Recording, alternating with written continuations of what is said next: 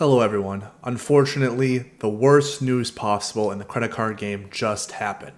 Hyatt just dropped a new award chart, and it's quite a huge devaluation. But before I get into it, if you've been enjoying the videos I've been putting out lately, feel free to hit like, comment, subscribe. Very close to 500 subscribers, and every single interaction with the channel does help out a ton. So what did Hyatt do? Well, Hyatt is one of the very few programs in the hotel space that still has a dedicated award chart.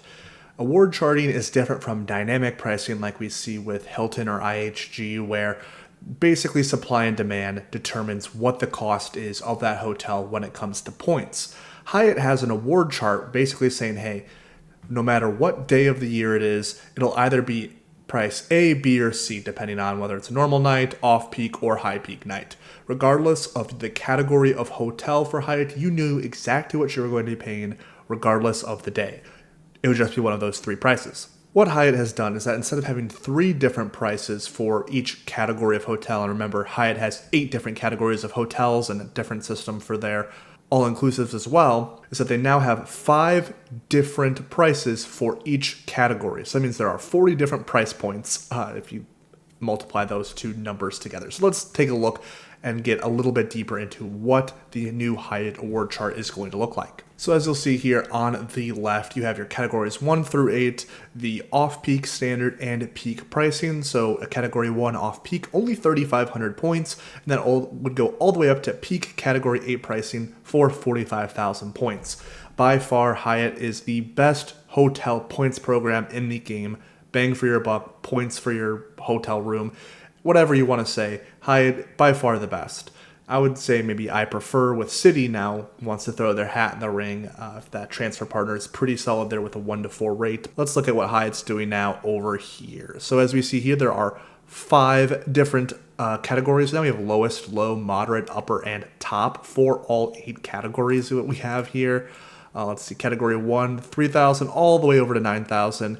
Category 2, 6 all the way over to 15, so on and such forth. I'm not going to do the math here of what those percentage increases are, and I'm not, it just looks really bad. As you can see here on the top end, 75,000 points for a Hyatt hotel, category 8 on like peak days. That's not something that we want to see.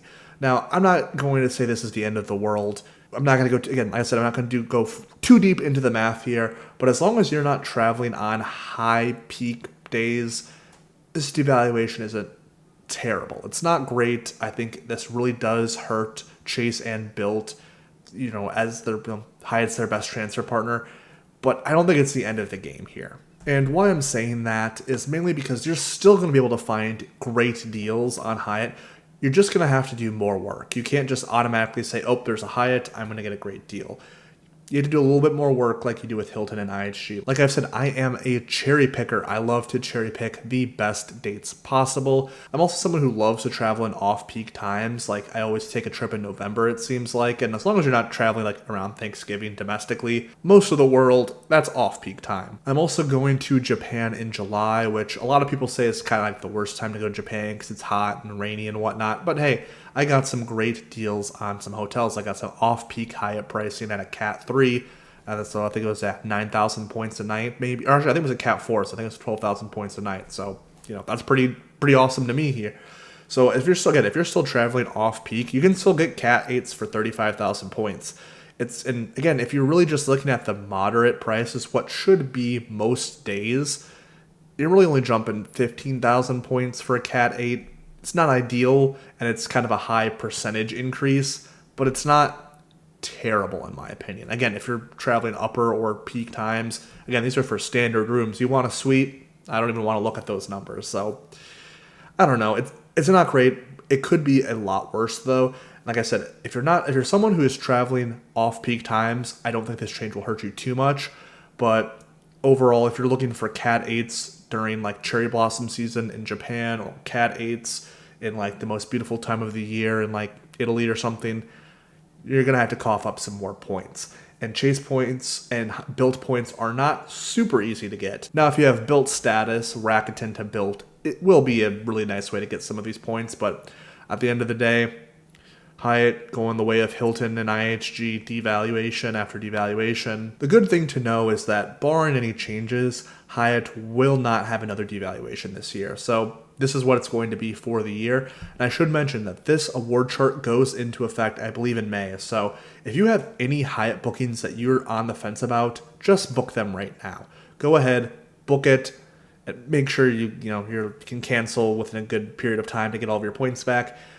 But I always tell people, book now, ask questions later, especially if it's refundable. The last thing you want to do is, I really want to book this Andaz Cat 8 Hyatt hotel. It's 40,000 points for the 3 nights I want to go. It's only 120,000 points, but I don't know if I'm going to take the trip. Next thing you know, 2 months down the line, you know what? I'm going to take that trip. Let's book it for 120,000 points, and oops, it's 225,000 points. That's not what you want to see. So, like I said, if you have any bookings to make, especially if it's Cat 8s or 7s, book them now. I should mention that on this award chart, off-peak Cat 1s, 500 points cheaper, so some would say this program may have gotten a little bit better. And since we're here, let's just take a quick look at the all-inclusive resorts as well here. Instead of category 1 through 8, they have category A through F. And as you see here, for a normal, again, category F, that's about 65,000 points a night, all the way up to 85,000. So these all-inclusives, which I actually did stay at a Hyatt all-inclusive that didn't really have a great cent per point value, and it was only good value because I had a buddy sending me Hyatt points because he came with me. So that made it, in my situation, a pretty awesome deal. But for the most part, all-inclusives are not really the best value when it comes to points, unless you're this D through F category. And even then, I would be curious to see what that cent per point value actually looks like. Just to provide a quick example of something that I've personally booked and was able to take advantage of, I booked the Breathless Riviera Cancun Resort and Spa, all-inclusive, adults only. It's actually a really nice property for being a category C all-inclusive. I think the bang for your buck, pretty solid here. Prices ranging between $350 to $1,800 a night if you want the presidential suite, and also depending on the time of year you're going through some of the photos. The food was actually really good for an all-inclusive. I know all-inclusives kind of have that notion for the food not being too good, or the portions were actually quite small, but hey, you get unlimited food, unlimited drinks. It's pretty nice. Just as an example, me and my buddy booked the Allure Junior Suite Ocean View double beds. For the 4 nights that me and my friend were there, we spent a 100,000 Hyatt points, so it averaged out 25,000 points a night. I do believe here I have 5 nights booked, so it's 125,000 or something like that. So it's kind of basically the same. Averages out to about 25,000 points a night here. Pretty great deal in my opinion. Cent per point value was only 1.33, but since my buddy sent me 50,000 Hyatt points, that cent per point value became 2.66. So you're not going to get great value in all-inclusives, but if you and your buddies are all going to pool some points together, individually, your cents per point will be quite nice. Now that we have gone over what those award charts look like, now I want to talk briefly about what I plan to do with my Hyatt points. I had preemptively transferred over 90,000 Hyatt points in preparation of hopefully booking the Park Hyatt Kyoto. Now, since I have until May to get this booking done, I'm not too scared. I really want to get this booking done. But if I do have any other Hyatt hotels that I am planning on booking the rest of the year, I'm going to book those immediately, and then again, when I get that alert that the availability for the time I want to go pops up, I'll just transfer points then, and hopefully it's instantaneous, and hopefully it's quick enough for me to get that booking done, because it can be quite the battle when Park Hyatt Kyoto availability comes up. But if there are any other Hyatt hotels that I plan on going to, I'm going to book them immediately. Now, I do have a couple hotels booked in the future already, so I don't have any current need to do that, but I was planning on taking some type of trip in November, so I might actually start booking that a little bit sooner rather than later. Normally I like to have my flights booked before my hotel, and I don't even know where I'm going yet, so obviously I don't have a flight yet. So maybe I don't, but I want to make sure that I have all my travel for 2026 planned to the best of my abilities. Now, I am someone who does like a spontaneous trip. Like I said, October, November, probably going to be doing something then. So I probably won't be able to get that Hyatt booking done in time. But again, there's other hotel brands as well. And again, I just really want to stress, if you have a Hyatt booking that you're even thinking about doing, and again, make sure that you can refund it, get all your points back, I would make that right now. You want to make sure you're locking in the best price possible. Devaluations are going to happen. The value in the credit card game is only ever going to go down, and we want to make sure that we use our points for the best value possible, not just so we can take better trips, but we can take more trips. So I'm curious, how many Hyatt points do you currently have, and are you planning on spending them before this May cutoff? Feel free to put those thoughts in the comments down below. And like I said, if you enjoyed this video, feel free to give it a like, comment, subscribe. I'd love to hit 500 subscribers as soon as possible. Thanks, have a great day.